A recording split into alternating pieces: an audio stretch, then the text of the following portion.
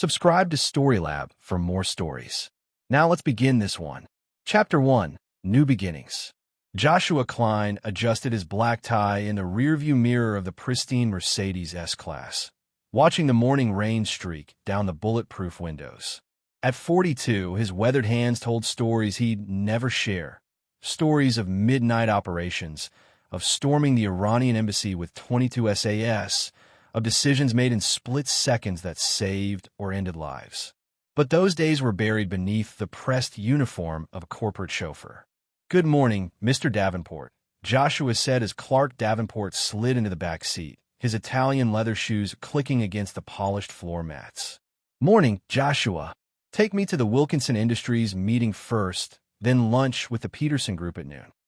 Clark was 38, heir to a tech fortune, but unlike most silver spoon executives, he treated Joshua with genuine respect.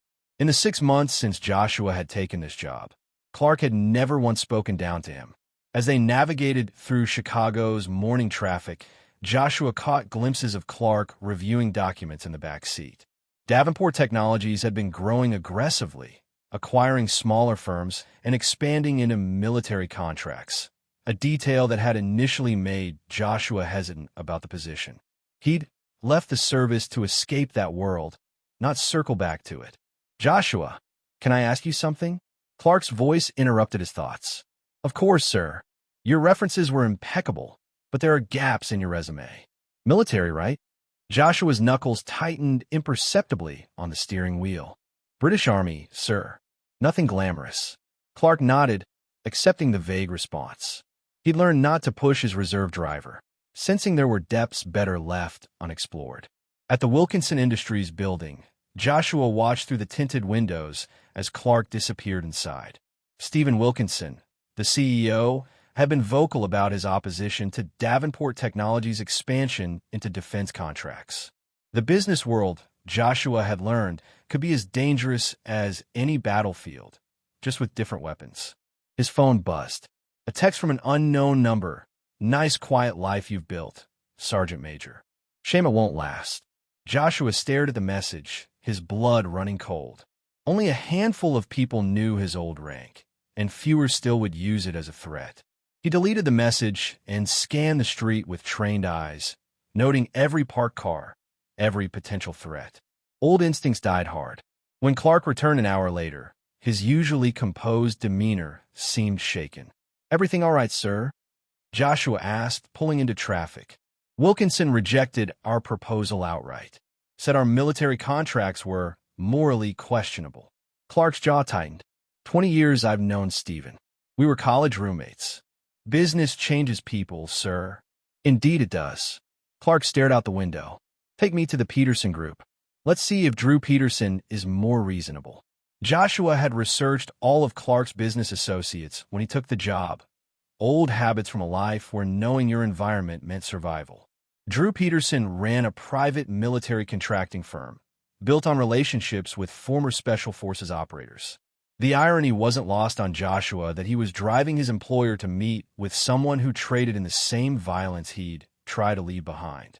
The Peterson Group occupied a sleek downtown building, all glass and steel reaching toward the gray Chicago sky. As they pulled up to the entrance, Joshua noticed 2 black SUVs parked nearby, government plates, tinted windows. His combat experience screamed warnings. "Sir, perhaps we should reschedule. Something doesn't feel right about this." Clark looked up from his phone. "Nonsense. Drew and I have been planning this meeting for weeks. Besides, you worry too much." But as Clark walked toward the building entrance, Joshua saw a figure watching from the lobby, a tall man with military bearing and cold eyes. The same eyes he'd seen on countless battlefields, in briefing rooms where life and death decisions were made without hesitation. His phone buzzed again. Another unknown number. "Last chance to walk away. Joshua, some secrets are worth keeping buried." This time, Joshua didn't delete the message. Instead, he photographed it and began running the number through channels he'd hoped never to use again. His quiet life as a chauffeur was about to collide with the ghosts of his past, and Clark Davenport was caught in the crossfire. As he waited in the Mercedes, Joshua's trained eyes cataloged every detail of their surroundings, every potential escape route, every possible threat. The man in the lobby had disappeared, but Joshua knew he was still watching. The game had begun, and the stakes were higher than a simple business meeting. 20 minutes later, Clark emerged from the building, his face pale and his usual confidence shaken. "Drive," he said simply, sliding into the back seat. Joshua pulled away from the curb, noting how the two black SUVs began following them at a discreet distance. Whatever had happened in that meeting had painted a target on both their backs. Chapter 2: Shadows of the Past. The black SUVs maintained their distance for 12 blocks before disappearing into side streets. But Joshua's nerves remained on high alert. In the rearview mirror, he watched Clark stare out the window, lost in thought. "The lunch reservation, sir?" "Cancel it." Clark's voice was tight. "Take me home instead." Clark's penthouse overlooked Lake Michigan, a fortress of glass and steel 30 floors above the city. As they pulled into the building's underground garage, Joshua performed his usual security sweep, checking for new vehicles, unfamiliar faces, anything out of place. Today, everything seemed normal, but normal could be an illusion. "Joshua, we need to talk," Clark said as they rode the private elevator to the penthouse. The apartment was minimalist elegance: white leather, black marble, and floor-to-ceiling windows offering panoramic views. Clark poured himself 3 fingers of bourbon despite it being barely noon. "Drew Peterson made me an offer today," Clark began, settling into his leather chair. "He wants to buy Davenport Technologies, the entire company." Joshua remained standing by the window, his reflection barely visible in the glass. "That's quite an offer, sir. 50% below market value." Clark's laugh was bitter. When I declined, he became persuasive. Mentioned that accidents happen to executives who make poor business decisions. Referenced some unfortunate incidents involving my competitors. Threats, then. Elegant ones, but yes. Clark met Joshua's eyes in the window's reflection. He also mentioned having detailed information about my employees, including military service records that supposedly don't exist. Joshua turned from the window, his expression carefully neutral. "Sir, he knows who you are, Joshua, who you really were." Clark stood, moving to his desk where he withdrew a manila folder. "After you started working for me, I had you investigated. Not out of mistrust, but because a man in my position has enemies, and I needed to know who I was trusting with my life." The folder hit the coffee table with a soft thud. Joshua's military service record, partially redacted but revealing enough. Operation Nimrod, the Iranian embassy, classified missions in Afghanistan, Iraq, Syria, commendations, kill counts, 22 SAS, Clark continued. Sergeant Major, multiple tours. The kind of soldier who doesn't just follow orders, who makes the hard decisions when everything goes to hell. Joshua remained silent, studying the man who had just revealed knowing his deepest secret. "I never said anything because I didn't care about your past. You've been nothing but professional, loyal, and, I've always suspected, far more qualified than driving a car requires." Clark's voice softened. "But now Peterson knows too, and that changes everything." Before Joshua could respond, his secure phone, the one only 3 people in the world had access to, began ringing. The caller ID showed a name he hadn't seen in 5 years. Johnny Donovan, his former commanding officer. "I need to take this," Joshua said, stepping onto the balcony. "Joshua." Donovan's voice carried the weight of authority even through the encrypted line. "We have a problem, sir. Drew Peterson has been reaching out to former SAS personnel, claiming to have classified information about Operation Nimrod. He's building a team, Joshua, ex-special forces, operators with questionable morals and outstanding debts." Joshua watched the city sprawl below, calculating distances, escape routes, defensive positions. "What's his endgame?" "Unknown, but he specifically mentioned you. Seems to think you have something he wants." Donovan paused. "There's more. 3 of our former teammates have gone missing in the past month. Roland Manning, Barry Allen, and Will McDonald. All were approached by Peterson's people before they disappeared. The names hit Joshua like physical blows. Roland had been his partner during the embassy siege. Barry had saved his life in Syria. Will had been the team's demolitions expert, a man with a wife and 2 young daughters. Joshua, I need you to come in. We can protect you. Negative, sir. I have a civilian to protect. The tech executive? Joshua, this is bigger than one man's safety. With respect, sir, Clark Davenport isn't just my employer. He's a good man, and Peterson's threatening him to get to me. Joshua's voice hardened. I won't run from this. After ending the call, Joshua returned to find Clark pouring a second bourbon. Bad news, Clark asked. Peterson's building a team of former Special Forces operatives. 3 of my old squad mates are missing, presumed dead. Joshua accepted the glass Clark offered him. This isn't just about your company, sir. It's personal. What do you need? The question caught Joshua off guard. Most civilians would be demanding protection, running to the authorities, distancing themselves from a threat. Instead, Clark was offering support. Access to your building's security systems. A detailed list of everyone who's had access to your schedule over the past month. And permission to make some modifications to your daily routine. Done. Clark raised his glass. What else? You should know, sir, if I do this, if I protect you from Peterson, it won't be quiet. It won't be clean. The man you've known for 6 months will disappear, and someone else will take his place. Clark studied Joshua's reflection in the window, seeing perhaps for the first time the predator that lurked beneath the polite exterior of his chauffeur. The question is, Joshua, can that someone else keep us both alive? Joshua drained his bourbon, the liquid burning away the last vestiges of the peaceful life he'd built. Yes, sir, he can. As evening settled over Chicago, Joshua began making phone calls to contacts he'd hoped never to need again. Peterson wanted to play games with former SAS operators. Then it was time to remind him why 22 SAS had earned their reputation as the most elite fighting force in the world. The quiet chauffeur was gone. The soldier had returned. Chapter 3, The Trap. 3 days of preparation had transformed Clark's routine into a carefully orchestrated dance of security and misdirection. Joshua had replaced the regular Mercedes with an armored Suburban, installed additional security cameras throughout the penthouse, and established contact with 2 former SAS colleagues who owed him favors. Isaac Henson and Jerry Knight are flying in from London tonight, Joshua explained as they reviewed the security upgrades. Both are clean, both can be trusted. Clark nodded, studying the tactical layout Joshua had drawn of their building. And Peterson has been watching us for 4 days. 2 teams, rotating every 6 hours. Professional surveillance, but not invisible. Joshua pointed to several photos on the table, long-range shots of men in cars on rooftops and building lobbies. He's building pressure, waiting for us to make a mistake, or waiting for the right moment to strike. Exactly. Joshua's phone buzzed with a text from Isaac. Wheels down in 2 hours. Package secured. The package was intelligence gathered from their former network. Personnel files, financial records, and most importantly, a list of Peterson's current operations.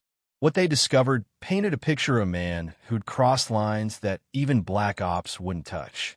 Sir, there's something else you need to know about Peterson's operation. Joshua handed Clark a classified document. He's been selling military intelligence to foreign buyers. Not just weapons contracts, troop movements, classified technology, the identities of undercover operatives. Clark's face darkened as he read. That's treason. It's worse than treason. It's gotten good soldiers killed. Joshua's voice carried the weight of personal loss. Roland, Barry, and Will weren't just missing. They were assassinated because they discovered Peterson's network and were going to expose him. Why hasn't the government stopped him? Because Peterson's been careful to insulate himself. He uses intermediaries, former Special Forces operators who think they're working legitimate private military contracts. By the time they realize what they're really doing, Peterson has enough evidence to destroy their lives if they try to back out. The security system chimed, announcing visitors. On the monitor, Joshua recognized Isaac Henson and Jerry Knight, 2 men who looked like successful businessmen but carried themselves with the controlled awareness of professional killers. Showtime. Joshua muttered. Isaac was tall and lean, with prematurely gray hair, while Jerry was stockier, built like a rugby player. Both men had served with Joshua during some of the regiment's most classified operations. Josh. Isaac's handshake was firm, his eyes already scanning the room for potential threats and defensive positions. Situation? Peterson's escalating. We think he'll move within the next 48 hours. Jerry set down a metal briefcase and began removing equipment, surveillance gear, encrypted communications, and weapons that definitely weren't available through civilian channels. What's the plan? Jerry asked. Joshua spread a map of Chicago on the dining table. Peterson thinks he's hunting us, but we're going to reverse the trap. Tomorrow morning, Clark has a meeting with potential investors at the Marriott downtown. We'll make it look like a normal business day, but we'll be ready. And if he doesn't take the bait, then we take the fight to him. Joshua's expression was cold. I have the address of his safe house, the location of his operations center, and the names of every man working for him. Peterson wanted to drag me back into this world. Now he's going to remember why he should have left sleeping dogs alone. Clark had been listening quietly, but now he spoke up. What about the authorities? The FBI, CIA? Peterson has friends in high places, Isaac explained. Government contracts, political connections, people who owe him favors. We go to the authorities now, and he'll disappear before we can prove anything. Besides, Joshua added, this is personal now. Peterson killed my teammates, threatened you to get to me, and turned my peaceful life upside down. There are some debts that can only be paid in blood. The next morning dawned gray and cold, with Lake Michigan churning under a slate sky. Joshua drove Clark to the Marriott in the armored Suburban, with Isaac and Jerry following in a separate vehicle. The meeting was scheduled for 10 a.m. in a private conference room on the 15th floor. As they pulled up to the hotel, Joshua's earpiece crackled. 2 black SUVs, north side parking garage. At least 6 hostiles. Copy that, Jerry. Isaac, what do you see from your position? Sniper team on the building across the street. Professional setup. Joshua helped Clark from the Suburban, both men wearing body armor beneath their business suits. Sir, remember, stay close, follow my lead, and when I say move, you move. The hotel lobby was busy with morning business traffic, providing cover as they made their way to the elevators. Joshua's trained eyes cataloged every face, every potential threat, every escape route. Peterson's men were good, but they'd made the mistake of underestimating their targets. As the elevator climbed toward the 15th floor, Joshua keyed his microphone. All positions prepare for contact. Peterson's people are moving. The elevator doors opened onto a hallway that should have been empty, but wasn't. 3 men in suits stood near the conference room, their bulky frames and alert postures marking them as security rather than businessmen. Sir, please remain seated and buckle your seatbelt, Joshua said quietly, adjusting his tie and letting Clark see the pistol holstered beneath his jacket. I'll kill them in no time. We will not be late for your meeting.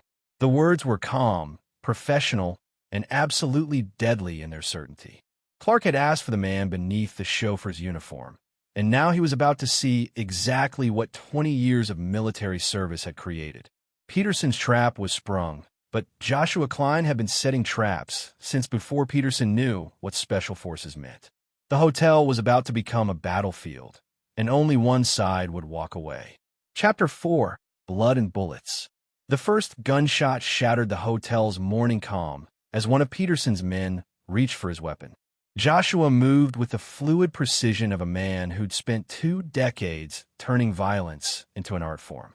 His Sig Sauer P2-26 appeared in his hand as if materialized, 2 quick double taps dropping the closest threats before they could clear leather. Isaac, Jerry, we are weapons hot. Repeat, weapons hot. Clark pressed himself against the elevator wall as Joshua stepped into the hallway, his weapon tracking smoothly between targets. The third man managed to draw his pistol before Joshua's round caught him center mass, spinning him into the conference room door. Move, sir. Stairs now. Joshua guided Clark toward the emergency exit as his earpiece exploded with chatter. Josh, this is Isaac. We have multiple vehicles arriving, This is bigger than we thought. Jerry here. Snipers repositioning. I'm moving to intercept.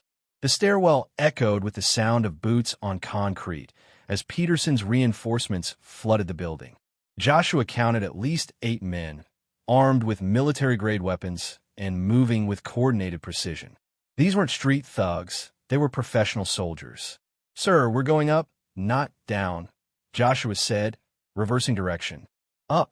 Shouldn't we be getting out of the building? They're expecting us to run. We're going to disappoint them." 2 floors above, Joshua kicked in the door to an empty office suite.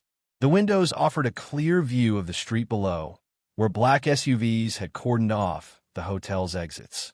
Peterson himself stood beside one of the vehicles, speaking into a radio and directing his men with the casual authority of a field commander. "There," Clark whispered, following Joshua's gaze. "That's him." Drew Peterson was younger than Joshua had expected, maybe 40, with the lean build and confident bearing of a man who'd never lost a fight. He wore an expensive suit that couldn't quite hide the military bearing underneath, and his eyes swept the hotel's facade with professional interest. Joshua's phone buzzed with an incoming call. Peterson's name appeared on the display. "Klein, Sergeant Major. Enjoying the reunion?"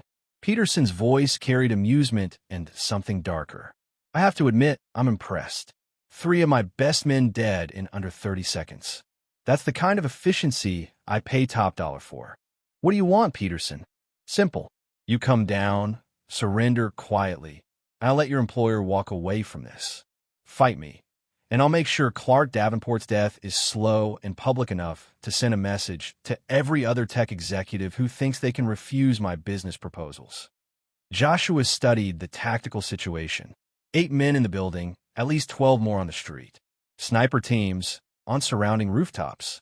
Police sirens in the distance, but still too far away to matter. Textbook overwhelming force. "I have a counteroffer," Joshua said into the phone. "You and your men walk away now, and I won't kill every last one of you." Peterson's laughter was cold. "You always were arrogant, Klein. That's why Roland, Barry, and Will died. They thought they were untouchable too." The mention of his dead teammates ignited something primal in Joshua's chest. "You're going to pay for them, Peterson. In blood. Looking forward to it." The line went dead as Peterson's assault teams breached the stairwell. Joshua could hear them spreading through the building, searching floor by floor with methodical precision. "Isaac, Jerry report. Isaac here. I've eliminated the sniper team. Moving to provide overwatch from the north building. Jerry. 3 hostiles down in the parking garage. Peterson's pulled back his perimeter. Looks like he's planning to level the building with you inside." Joshua studied Clark's pale face, seeing fear but also determination. 6 months of quiet mornings had created an unexpected bond between them, and Joshua realized he'd come to respect the man who'd never once treated him as anything less than an equal. "Sir, I need you to do exactly what I say. Can you handle that?" Clark nodded, his jaw set with surprising resolve. "Good. We're going to the roof." The building's top floor was under construction, filled with scaffolding, construction equipment, and half-finished offices. Perfect cover for what Joshua had in mind. He positioned Clark behind a concrete pillar and handed him a pistol. "Point and shoot. Don't think, just react." The sound of boots on stairs grew closer as Peterson's team reached their floor. Joshua counted 4 distinct sets of footsteps, moving with tactical spacing and professional discipline. These men had done this before. The first soldier through the door moved like a machine, weapon up and ready, scanning for targets. Joshua put 2 rounds in his chest before he could call out. The second man spun toward the muzzle flash, but Jerry's rifle spoke from the building across the street, the sniper's bullet taking him down cleanly. 2 down, Joshua whispered into his microphone. "Josh, this is Isaac. Peterson's moving additional teams into position. You need to extract now." But extraction wasn't the plan anymore. Joshua had spent 3 days preparing for this moment, and Peterson was about to learn why SAS operators were taught to turn any environment into a killing ground. The remaining 2 soldiers entered cautiously, using cover and concealment like the professionals they were. But they were hunting a ghost, a man who'd spent 20 years learning to be invisible until the moment he struck. Joshua moved through the construction zone like smoke, using shadows and angles to remain unseen. When he struck, it was with the swift brutality of a predator. Knife work, silent and efficient, eliminating threats before they could respond. "Clear," he whispered, returning to Clark's position. But their victory was short-lived. Peterson's voice echoed from the stairwell, amplified by a bullhorn. "Klein, I'm coming up with 20 men. You can surrender now, or I can take your body down in pieces. Your choice." Joshua smiled grimly, keying his microphone. "Isaac, Jerry, Phase 2 is go." Outside, explosions began rocking Peterson's vehicles as Isaac's carefully placed charges eliminated the support teams. Jerry's sniper rifle picked off the rooftop observers with mechanical precision. The trap Peterson thought he'd set was collapsing around him. "What's Phase 2? Clark asked. "We stop running," Joshua replied, checking his remaining ammunition. "And we start hunting." Chapter 5. Hunter and Hunted. Peterson's 20 men flooded the construction floor like a tide of violence, but they found only empty space and shadows. Joshua had spent the precious minutes before their arrival transforming the half-finished office into a maze of kill zones and choke points. From his concealed position behind a steel beam, Joshua watched the assault team spread out with professional discipline. These weren't the typical mercenaries Peterson usually employed. They moved with the coordinated precision of elite military units, each man covering his partner's movements with practiced efficiency. "Isaac, I count 20 hostiles on my floor. What's your status?" 6 vehicles neutralized, but Peterson's called in reinforcements. Military helicopters inbound from the south. Joshua cursed silently. Peterson had more resources than they'd anticipated, connections that went deeper into the Black Ops community than anyone had suspected. This wasn't just about business anymore. It was about covering up years of treason and murder. A flashbang grenade detonated near Clark's position, the concussive blast and blinding light designed to disorient and confuse. But Joshua had been expecting it, his eyes closed and head turned away before the device triggered. Moving through the artificial fog, he struck like a wraith. The first soldier went down to a knife between the ribs, silent and efficient. The second managed a brief radio call before Joshua's blade found his throat. "Contact. East side, 2 men down." The transmission cut off, but the damage was done. Peterson's remaining team converged on Joshua's last known position with deadly intent. "There!" One of the soldiers spotted movement and opened fire, his automatic weapon stitching bullets across the concrete where Joshua had been a heartbeat earlier. But the former SAS sergeant was already gone, melted back into the shadows like smoke. 20 years of urban warfare had taught him that the hunter often became the hunted, and survival depended on controlling the rhythm of battle. Peterson's voice echoed from the stairwell. "Klein, this ends now." The team leader appeared in the construction zone's main entrance, flanked by 6 soldiers in full tactical gear. Drew Peterson had traded his expensive suit for military fatigues and body armor, a rifle cradled in his arms with professional familiarity. "I know you can hear me, Sergeant Major," Peterson called out, his voice carrying the authority of command. "Your friends outside are dead. My helicopters are circling the building. You're trapped." Joshua keyed his microphone. "Isaac, Jerry, status report." Silence. "Your backup isn't coming," Peterson continued, advancing deeper into the construction zone. "Just like Roland's backup didn't come in Kandahar, or Barry's in Damascus, or Will's in Belfast." Each name hit Joshua like a physical blow. His teammates hadn't just been killed, they'd been betrayed, abandoned in the field by someone they trusted.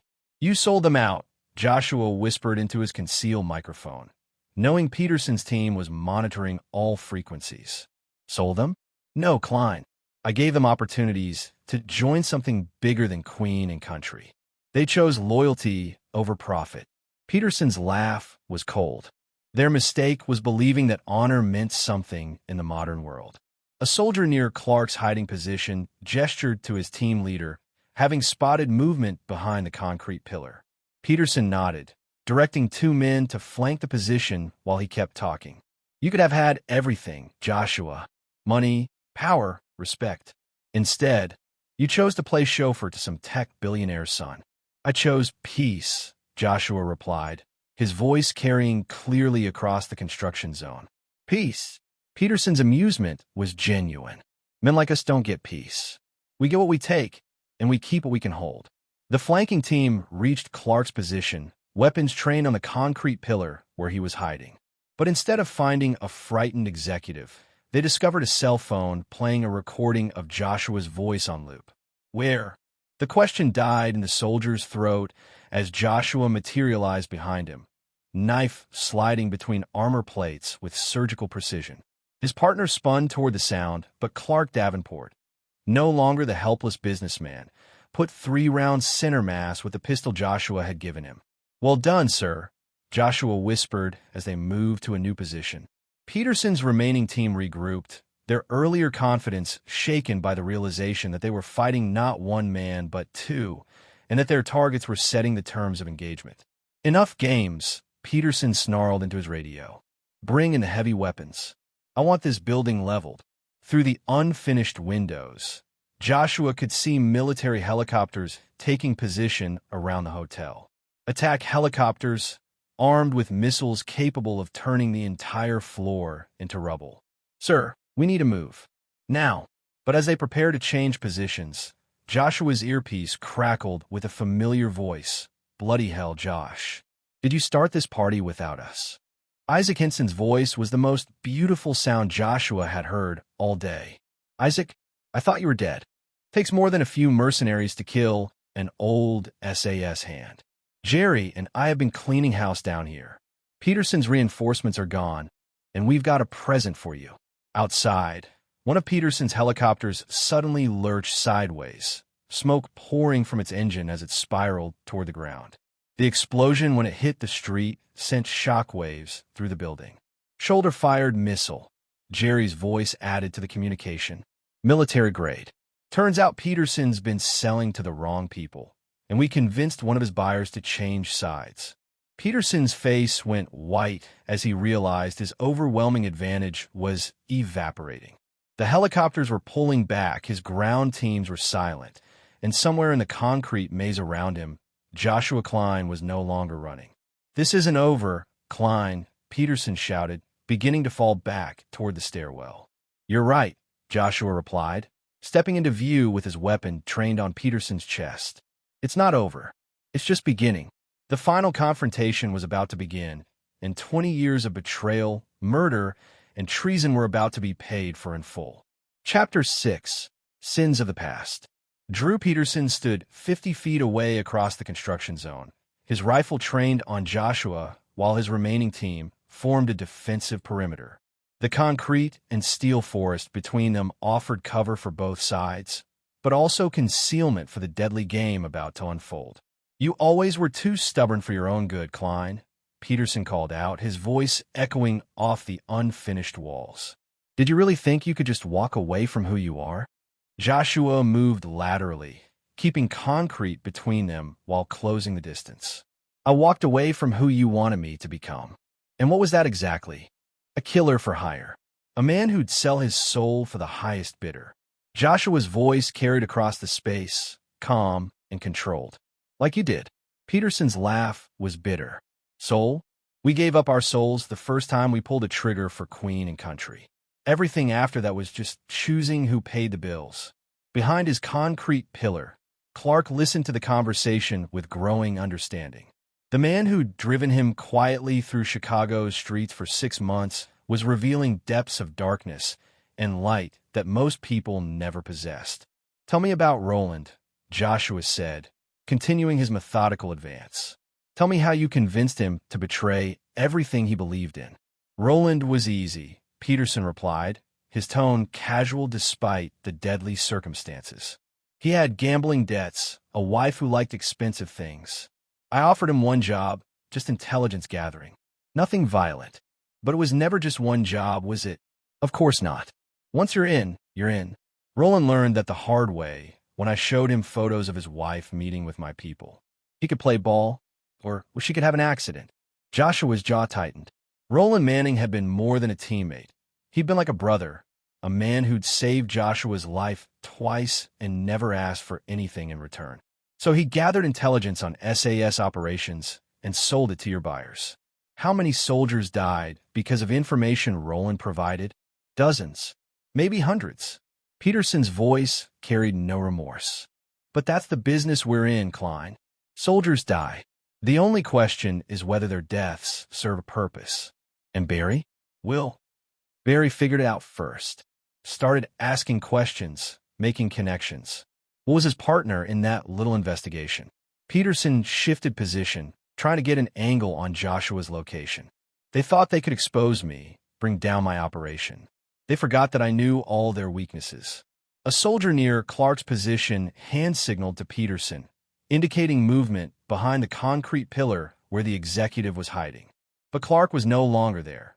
Joshua had taught him basic fieldcraft during their 3 days of preparation, and the businessman was proving to be a quick student. Barry had a sister with cancer, Peterson continued. Expensive treatments, experimental drugs.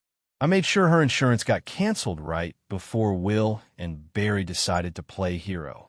So you offered to pay for her treatment in exchange for their silence. I offered to pay for her funeral if they didn't back down. Peterson's voice hardened. They chose to be martyrs instead of pragmatists. The admission hung in the air like a poison cloud. These weren't just business rivals or enemy combatants. They'd been brothers in arms, men who'd shared foxholes and trusted each other with their lives. Peterson's betrayal went deeper than treason. It was a violation of the most sacred bond warriors could share. Your turn, Klein, Peterson called out.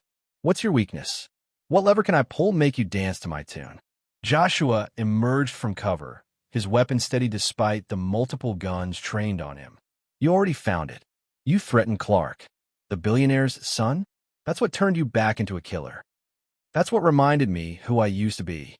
Joshua's voice carried absolute certainty. Before you corrupted everything we stood for.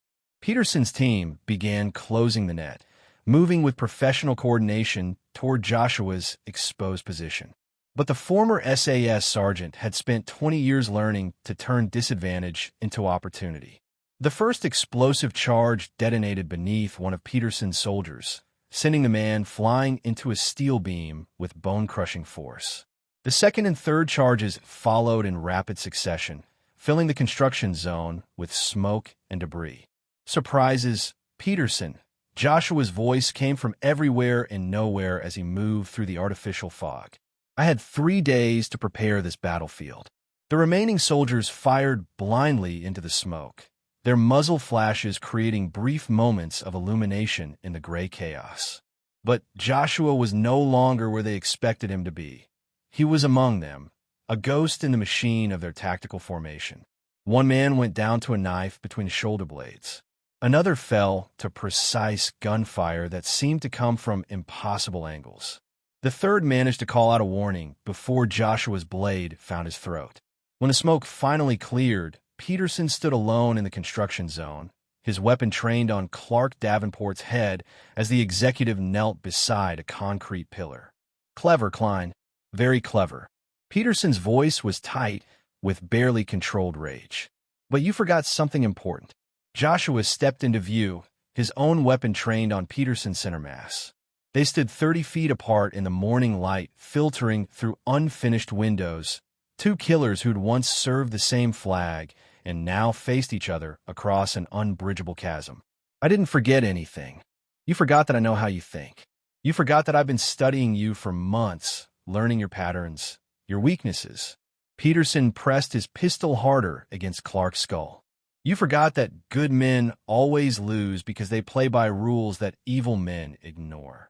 Clark met Joshua's eyes across the distance, and in that moment, the executive did something that surprised everyone in the room. He smiled. No, Clark said quietly. You forgot something important about Joshua. What's that? He's not a good man anymore. The sniper's bullet took Peterson in the shoulder, spinning him away from Clark as Jerry Knight's voice echoed from his overwatch position. Target down. You're clear, Josh.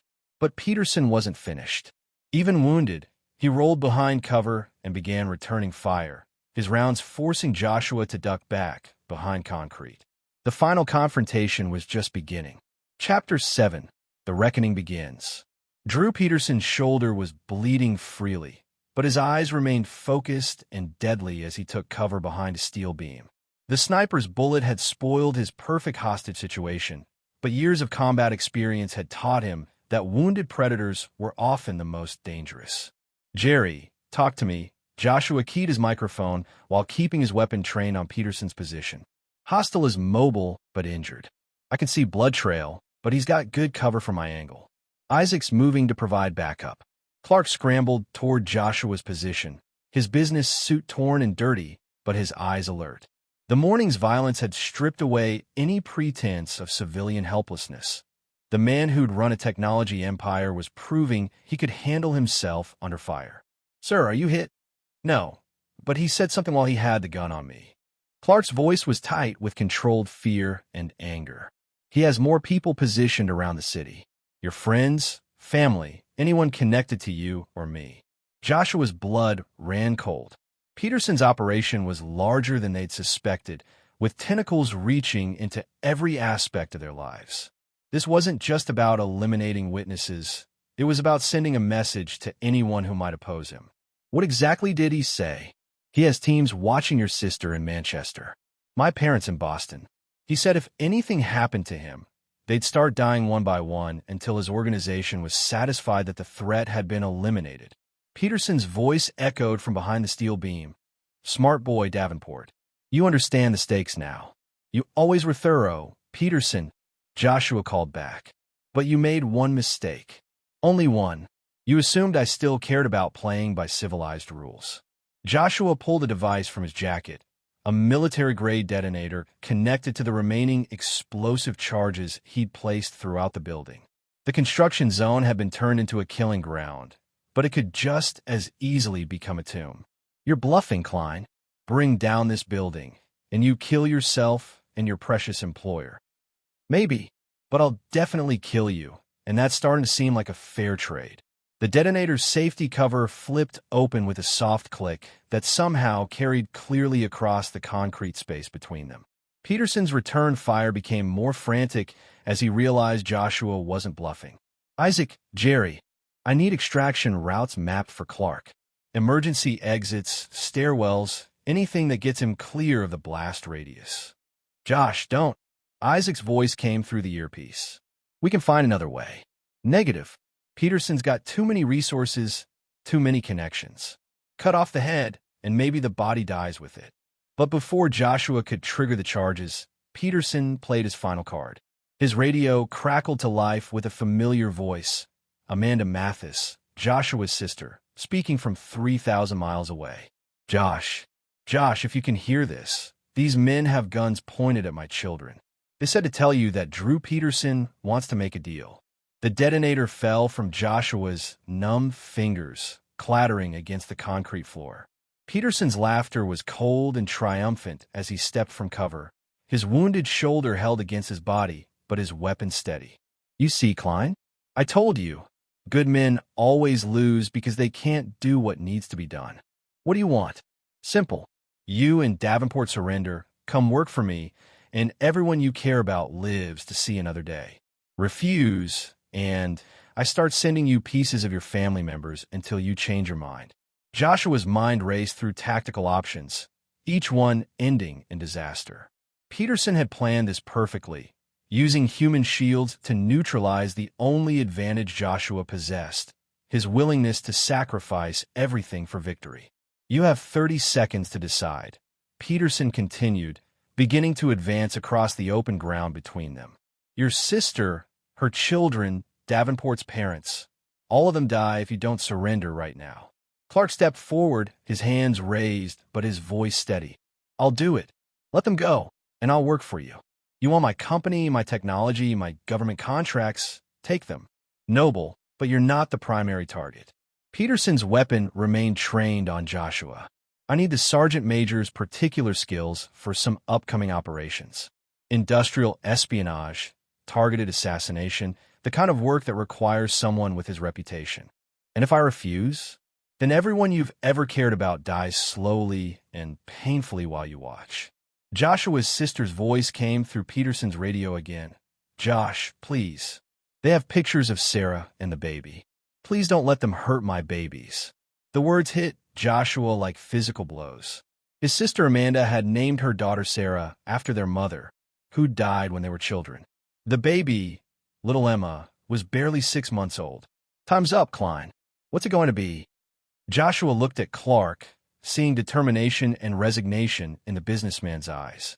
They'd fought well, eliminated most of Peterson's operation, but the end game had always been rigged against them. I surrender, Joshua said quietly, setting down his weapon. Smart choice. Kick it away. As Joshua complied, Peterson's radio crackled with another voice. Isaac Henson, speaking from somewhere nearby. Actually, Peterson, you made one mistake. What's that? You assumed Joshua was the only one who could play this game.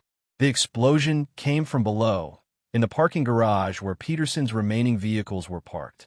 The building shook as Isaac's charges eliminated Peterson's escape routes and communication center. Jerry, Isaac's voice continued calmly. Please tell Peterson what we found when we traced those radio signals. Jerry's Scottish accent came through clearly. Empty rooms, Peterson. Your people never had Joshua's family. They've been in protective custody since this morning, courtesy of some friends we still have in government. Peterson's face went white as he realized his perfect trap had been an illusion. His radio calls had been intercepted, his threats neutralized, his hostages freed before the battle had even begun. Impossible. I had confirmation. You had recordings, Joshua said, rising to his feet with his weapon back in his hands. My sister Amanda is an actress. She's done voice work for films. Very convincing when she's reading from a script. The tables had turned completely. Peterson's grand strategy was in ruins, his resources exhausted, his leverage gone. But wounded predators were unpredictable, and Joshua knew the most dangerous moment was when a cornered enemy realized he had nothing left to lose. Peterson's finger tightened on his weapon's trigger, but the shot never came. Clark Davenport, moving with surprising speed for a businessman, tackled Peterson from behind, sending both men crashing into the concrete debris.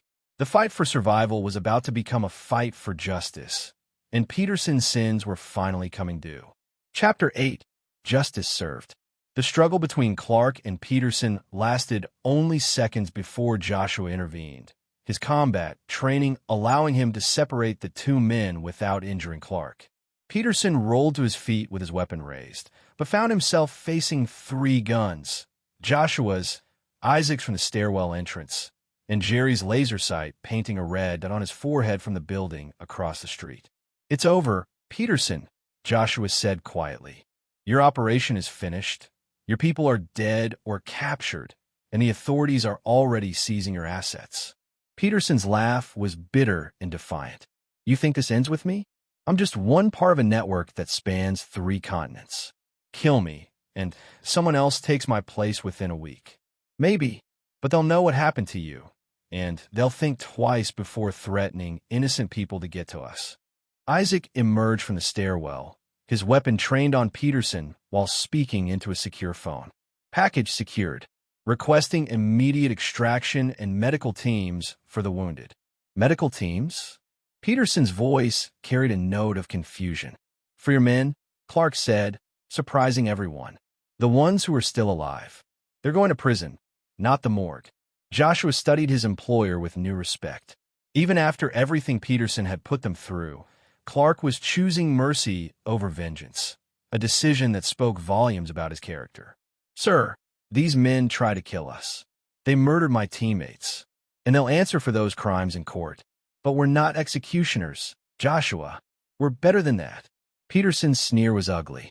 Noble sentiments from a man who's never had blood on his hands. You think the legal system will hold me? I have judges, prosecutors, government officials on my payroll. I'll be free within a month. Actually, no. Isaac finished his phone call and approached Peterson with zip-tie restraints.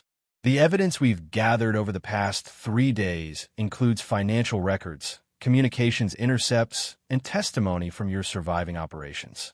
MI6, CIA, and FBI are all fighting over who gets to prosecute you first. Plus, Jerry added from his Overwatch position. We recovered the files you kept on your government contacts. Insurance policies, you called them. Blackmail material on everyone who helped you. They're throwing you to the wolves to save their own careers. Peterson's face cycled through disbelief, rage, and finally resignation as the reality of his situation sank in. His network was compromised, his protection gone, his leverage eliminated. The man who'd built an empire on betrayal and murder was about to face justice for his crimes. You have no idea what you've unleashed, Peterson said as Isaac secured the restraints. The people I work for, the clients I served, they won't let this stand. Let them come, Joshua replied. I spent 20 years learning to fight their kind of war. And now I remember why it was worth fighting. As they waited for extraction teams to arrive, Clark surveyed the destruction around them. Bullet holes in concrete, blood on the floor, the debris of a battle that had claimed too many lives. Was it worth it? He asked quietly. All this violence, all this death. Joshua considered the question carefully. 3 good men died because Peterson betrayed everything they'd sworn to protect. Dozens of soldiers died because he sold intelligence to their enemies. Hundreds of people suffered because he chose profit over principle. That's not what I asked. Yes, sir. It was worth it. Joshua's voice carried absolute certainty. Sometimes violence is the only language that evil men understand. Police sirens were growing louder as emergency responders converged on the hotel.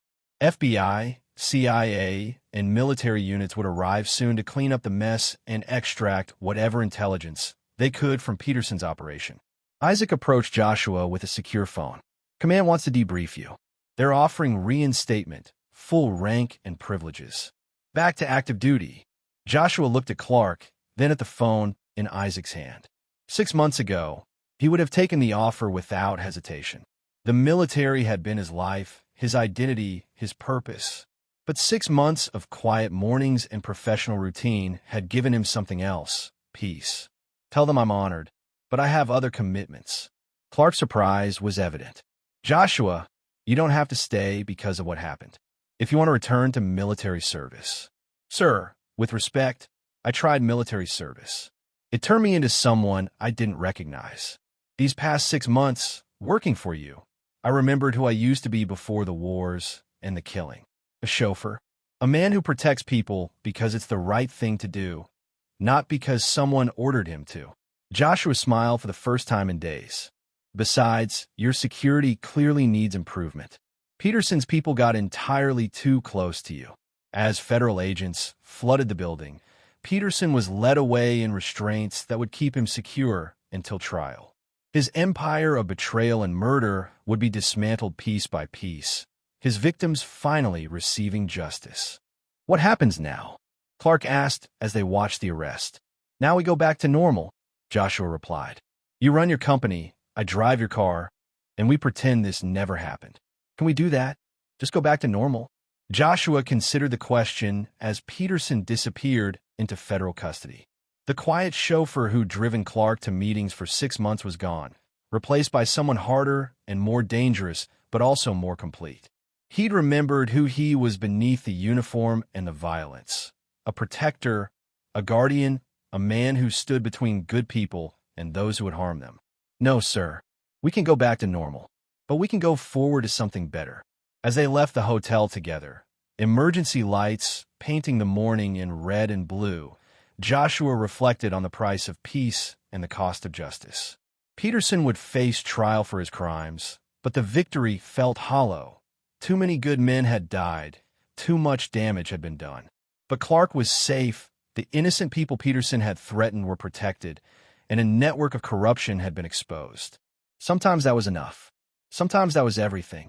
The quiet driver had returned, but he would never again be the same man who'd simply followed orders and asked no questions.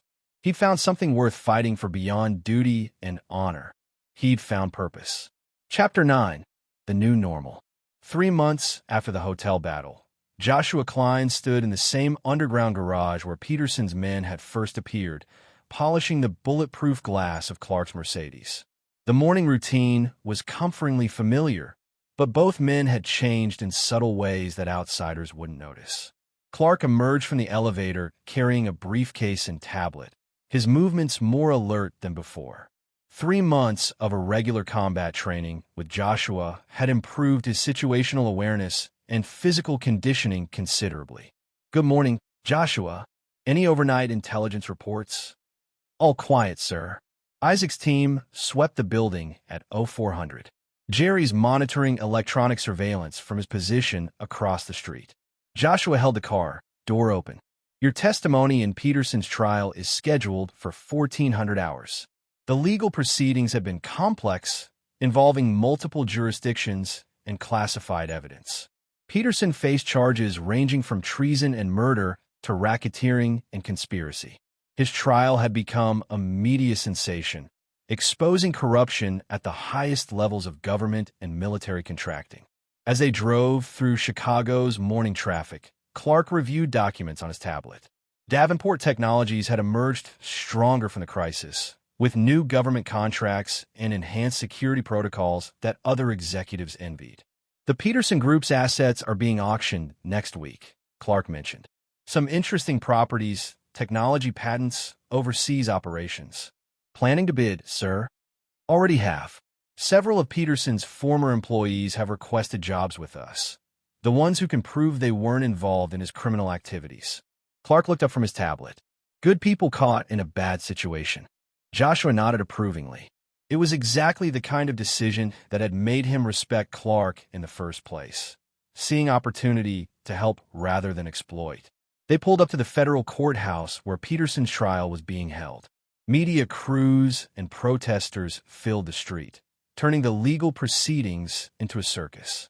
Peterson had become a symbol of everything wrong with private military contracting and government corruption. "Sir, Isaac will escort you inside while I park." Jerry's got overwatch on the courthouse roof. "You don't think Peterson's people would try something here?" "Peterson's people are either dead or in custody. But he had clients, and some of them might not appreciate their business relationships becoming public knowledge."